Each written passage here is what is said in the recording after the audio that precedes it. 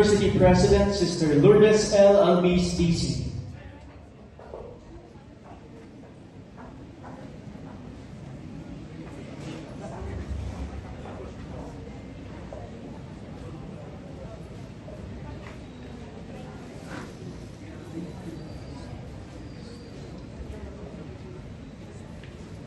By virtue of the authority vested in me as President of the Universidad de Santa Isabel de Naga Incorporated, by the Commission on Higher Education of the Republic of the Philippines, I confer on you the recommended academic degrees and titles with the rights, honors, and privileges, as well as the duties and responsibilities pertaining to them.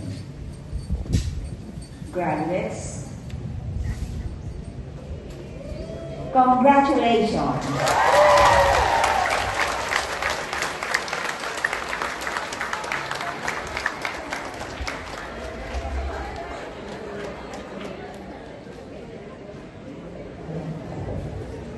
We now come to the awarding of diplomas, loyalty awards, academic, non-academic, special academic awards, special